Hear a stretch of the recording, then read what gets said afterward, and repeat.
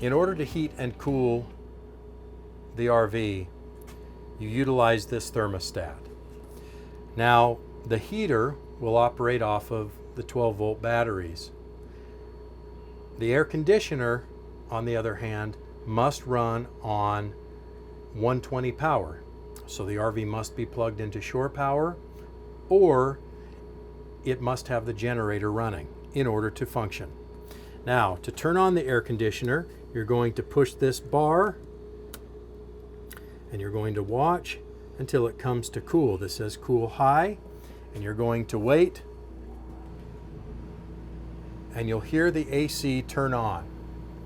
Now, to turn the AC temperature down, you're going to push there, down. To turn it up, you're going to push it up. Another important thing to note about RV air conditioners is that they are not as efficient as the air conditioner in your car or in your house. They can only cool to about 17 to 22 degrees below the ambient air temperature.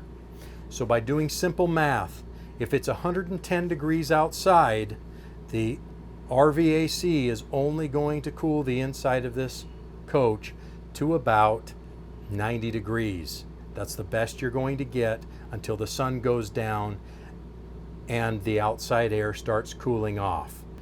Before we get into the heating side, I want to show you something about the AC. Follow me.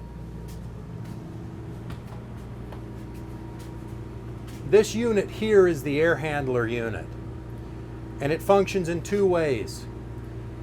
You can open up these vents and the air will blow down into this area of the RV, which is the living room. If you have a lot of people that are hanging out in this area right here, you can open up those vents and it will cause this area to cool much more quickly. At night though, however, when you're trying to go to bed, the air coming out of the AC will only be cooling this area here. So people in the master bedroom will be getting very hot. Anybody sleeping up there will also be getting very warm.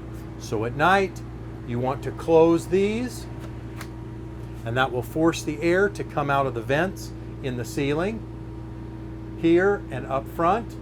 You can angle these vents in the direction that you want to direct the air. We get a lot of calls from people that tell us that their AC isn't working because they can't feel any air in the master bedroom or up above the cab. And 9 times out of 10, it's because these vents are open and not closed.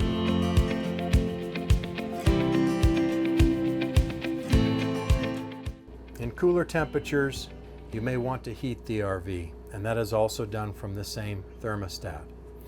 You're going to come to the same bar, you're going to press it, you're going to cycle through the fan, the cool, and you're going to come all the way down to heat. You're going to set your temperature that you want it to heat to. That's got to be warmer than the inside temperature. Because we're warm right now, looks like we will be able to get it up high enough. There we go. We're going to set it to 99 degrees. Now you're going to wait a second. You're going to hear a fan turn on, and then you're going to listen for the burner to ignite. Again, the heater runs off of propane. So before turning on the heater, you do want to make sure that your propane valve has been turned on. Now you're going to go to one of the floor vents, of which there's one right here. You're going to reach down and you're going to feel if there is warm air coming out. If there's warm air coming out, it means that the heater has ignited and is functioning properly.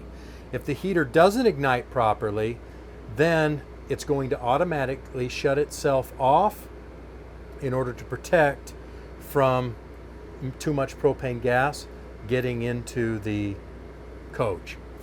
If for some reason the heater doesn't turn on, the propane is also turned on, and you've cycled through it several times, you can reach out to us for some tech support and we can give you some advice on how to get it running again.